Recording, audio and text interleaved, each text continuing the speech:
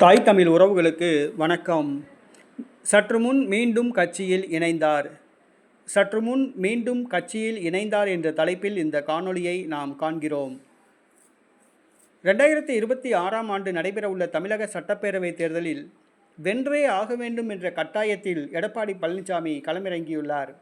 இதற்காக மெகா கூட்டணி அமைத்தார். பாஜகவுடன் கூட்டணி அமைத்து விட்டார். மேலும் பல கட்சிகளுடன் பேச்சுவார்த்தை நடத்தி வருகிறார். கட்சியிலிருந்து விலகிச் சென்றவர்களை மீண்டும் வலிய பேசி சேர்த்து வருகிறார்.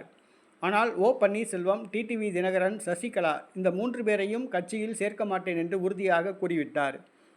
கட்சியிலிருந்து பிரிந்து சென்றவர்களை இவர் தானாக ஆள் அனுப்பி ரகசிய பேச்சுவார்த்தை நடத்தி மீண்டும் இணைத்து வருகிறார். கட்சியை பலப்படுத்தி வருகிறார்.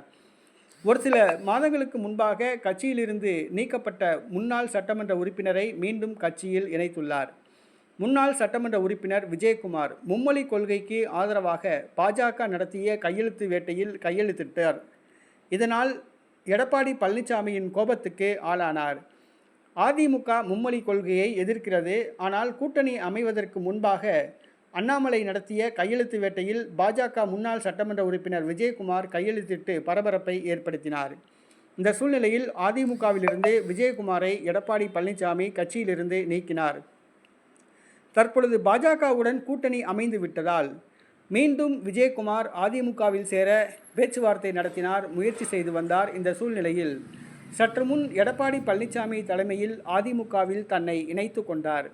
அவருக்கு அதிமுகவில் முக்கியத்துவம் வாய்ந்த பொறுப்பு ஒன்று தரப்பட்டுள்ளதாக கூறப்படுகிறது. வருகிற சட்டசபை தேர்தலில் போட்டியிட வாய்ப்பு வழங்கப்படும் என்று கூறப்படுகிறது. மீண்டும் கட்சியில் இணைந்தார் முன்னாள் சட்டமன்ற உறுப்பினர் விஜயகுமார்.